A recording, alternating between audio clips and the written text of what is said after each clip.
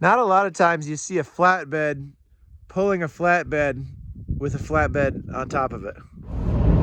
So you know how sometimes your best friend gets jealous when you get a new friend? I think the Ford is jealous of the Dodge. How else could you explain the fact that it's catching a free ride on a gooseneck trailer to my mechanic's shop right now? Oh boy. Shucked out the rear end yesterday. That won't be cheap. Yeah, this is fun.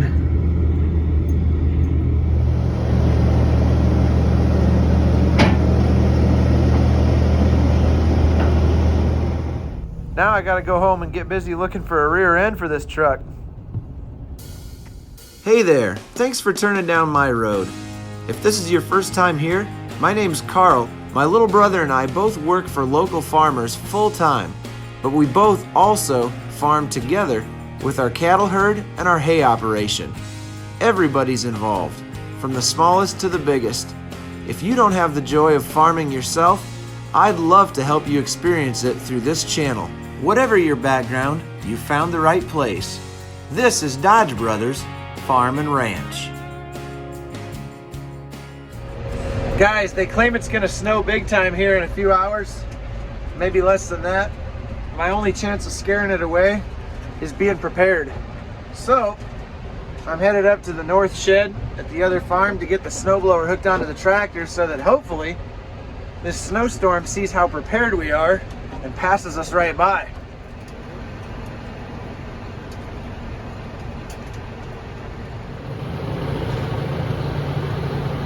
Never fails. There's always something else to move before you can get the thing that you want to get. There, that looks pretty good. Now we won't have to move that until we need the rock picker or the chisel plow.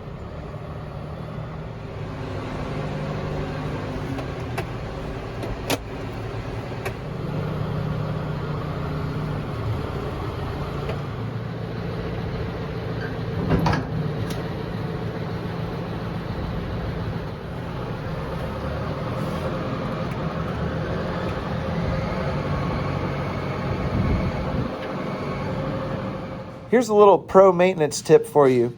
When you're greasing equipment, take a paper towel and wipe the dirt and gunk off the grease fitting before you start greasing it. If you don't do that, you're actually just pushing that dirt into the bearing with the grease. That's not a good deal. You don't want to do that. A little bit of preventative maintenance and a little bit of time invested can save a lot of money and headaches and wasted time later on down the road. When it comes to greasing PTO shafts, a lot of times it's easier to just unhook the thing from the tractor like I'm doing here. That way you can see where the fitting is and get it pointed the right direction. And what I'm doing here is I'm just setting the hydraulic flow rate on the valve on the tractor that's going to operate the left and right swivel on the blower chute, and then the hydraulic cylinder up on the top of the blower chute. Then I'm going to start the snowblower up. Let it run nice and slow, and I've got a can of chain lube here. I'm going to liberally apply chain lube to this chain, and then I'll just kind of take a look at it and make sure that everything is running straight and quiet and nothing is binding up. It looks good, ready to roll. Would you believe me if I told you that all of this preparation still didn't scare the snowstorm away? Oh well, at least we were ready.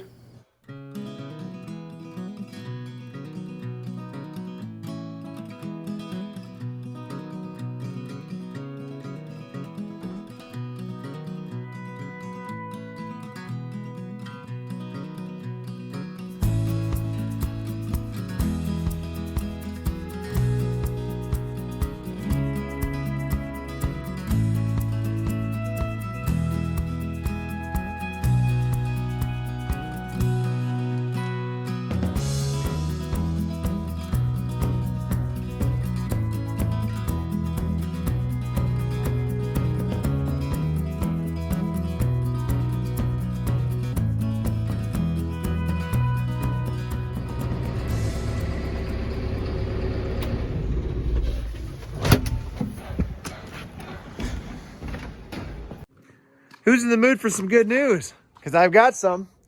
Talked to a friend of mine. Look what I got in the back of the Dodge. I got a rear end for my Ford. Now I know what you're thinking. It doesn't look like much right now, the way it sits. But It does have oil in it. Everything is good and tight. Everything moves that's supposed to move. So we'll pull the rear cover off and drain all the oil out and put new oil in.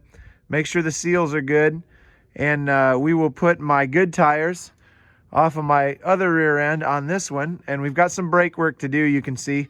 But that's going to be a lot easier to put this one on that truck than to try to repair everything that got destroyed on the other rear end when that axle shaft broke and the bearing went out. It is got a lot of things wrong with it.